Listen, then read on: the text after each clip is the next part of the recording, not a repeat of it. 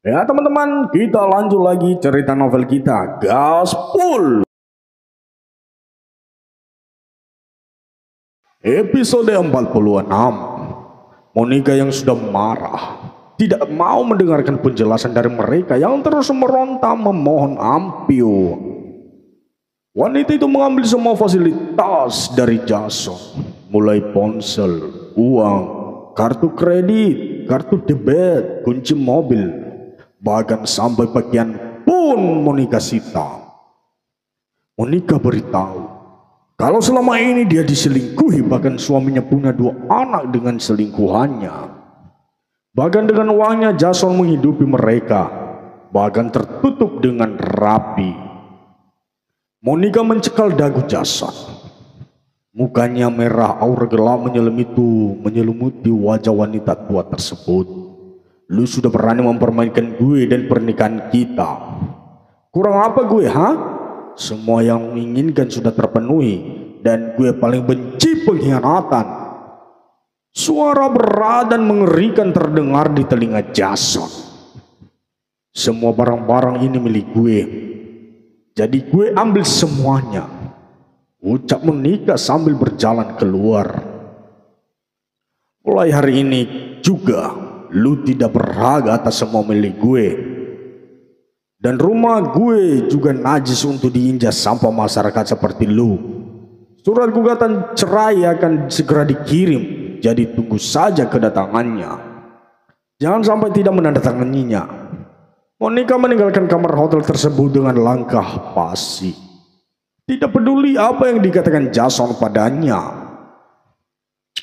Pengawalnya menyeret mereka keluar. Bahkan para penghuni kamar lain pada keluar mendengar ribut-ribut di luar dan menyaksikan drama tragis tersebut. Mereka bahkan ikut menggiring 2 sejoli yang sama-sama telanjang tersebut. Sungguh kejam dan tanpa ampun bagi mereka.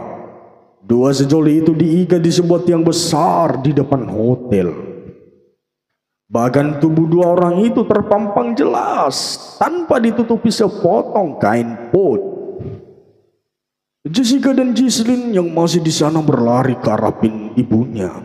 Mereka segera menutupi tubuh polos mama mereka dengan tubuh mereka. Apa yang sudah mama saya lakukan, Nyonya? Kenapa diikat seperti binatang di sini? Tangis Gisline. Kak, hubungi papa supaya menyelamatkan mama. Ini pasti salah faham. Bukannya harusnya Jenny yang tidur dengannya. Kenapa mama yang diikat dan ditelanjangi? Teriak Gisline. Siapa itu Jenny? Tidak ada yang namanya Jenny di sana. Yang ada kedua tua bangka yang sedang main kuda-kudaan. Wahai kaum Hawa, jangan biarkan suami-suami kalian tergoda oleh wanita model-model mereka ini. Suara Monica menggelegar. Dan juga jangan percaya dengan laki-laki modelan seperti ini. Lihat itu contoh nyata. Pria sok kaya, sok tampan itu sebenarnya tidak punya apa-apa. Dia cuma kere yang gue pungut dan gue rawat. Bahkan gue nikahi. Semua yang aku miliki dia bebas menggunakannya. Dan dengan gayanya yang perlente, dia berani-beraninya menikahi gue dari belakang. Dan lihat hasil hubungan gelap mereka. Wanita mana yang terima diperlakukan seperti ini, ha? Kata Monica lantang. Para pengunjung hotel mulai geram dan melempari mereka dengan apa yang mereka pegang saat itu. Monica sudah mendapat laporan kalau ternyata dari hasil hubungan gelap itu, 2 anak wanita yang sudah beranjak dewasa dan penampilannya sangat seksi seperti ibunya. Lihat 2 gadis seksi itu. Mereka itulah hasil dari hubungan gelap mereka. Dan mengkambing hitamkan pemuda polos dan bodoh untuk menutupi skandal mereka. Katakan apa yang harus saya lakukan untuk membalas sakit hati saya ini. Disunat habis saja. Ada yang bilang seperti itu. Dirajam saja dan lainnya. Jessica dan Gisline shock mendengar kata-kata wanita tersebut. kalau ternyata mereka adalah hasil hubungan gelap ibu dan pria tersebut. Tidak, ini tidak mungkin. Aku bukan anak laki-laki itu. Nama ayahku Joshua. Teriak Jessica yang tidak terima dengan kenyataan sesungguhnya itu. Bagaimana kalau kita biarkan mereka di sana sampai besok? Bisa sebagai contoh yang tidak baik bagi semuanya. Kalau kita rajam atau potong terongnya, dia bisa mati. Kalau begini kan mereka akan sangat malu dan menyesal. Bahkan untuk hidup pun enggan rasanya. Dan biarkan polisi yang melepaskan mereka, kata Monica lagi. Semua setuju dan usul Monica. Bahkan sebelum kembali ke dalam hotel masih ada yang menyempatkan diri meludahi mereka. Yolanda juga memanggil-manggil nama kedua putrinya.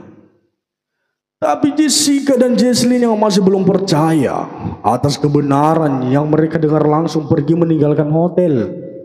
Mereka pulang ke rumah dan perasaan campur jadi satu. Kak, bagaimana mungkin kalau papa kita ternyata bukan papa kandung kita? Hihihi. Terus apa benar orang yang tadi papa kandung kita? Tidak gue anak papa hihihi. Gue juga bingung. Diam lu, kenapa sih? Lagi mikir nih. Mana papa Joe sudah beberapa hari tidak pulang lagi. Ditelepon juga tidak bisa. Lalu bagaimana bisa Jenny yang kita kirim ke kamar orang itu? Kok malah jadi mama yang tidur di sana? Bukannya tadi mama sama kita? Heran Jessica. Dari tadi dia berpikir tapi tidak menemu jawabannya. Entahlah, mungkin ada yang menukar tubuh mereka. Jawab Jesslyn malas. Lalu di mana bocah itu? Heran Jessica. Tahu. Jawab Jesslyn mengangkat bahunya. Sementara Alex puas dengan mendapat kabar yang sesuai keinginannya. Bahkan hukuman Jason dan Yolanda sangat tragis, jauh dari ekspektasinya. Alex memakai pakaiannya dan tidur di sebelah Jenny.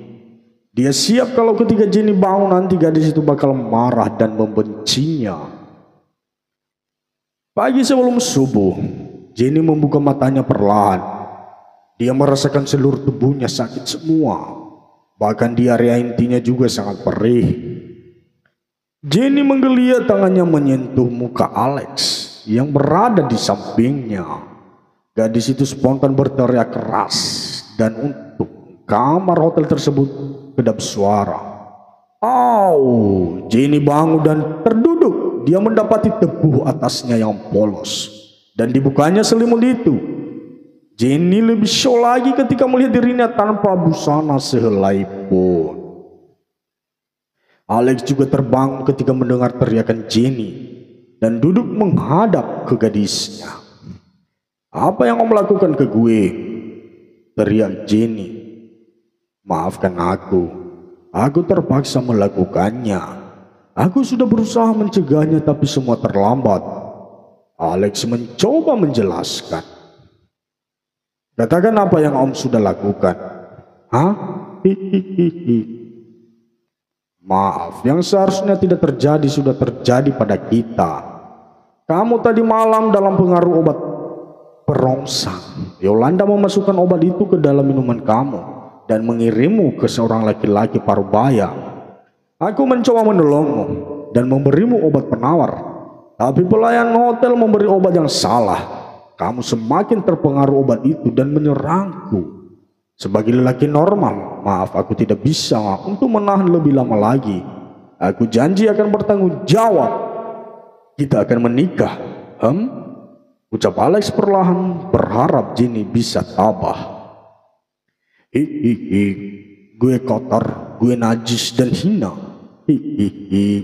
Jenny memukuli Alex dengan tangannya. Alex segera merengkuh tubuh gadis kecil yang baru saja diperlawaninya. Alex mendekap erat, membiarkan Jenny menumpahkan segalanya di dadanya. Hihihi, gue kotor om, mengapa semua ini terjadi? Hihi. Jenny menangis sesenggukan di dada pria dewasa itu. Alex mengelus kepalanya bahkan sesekali mengecup rambut Jenny.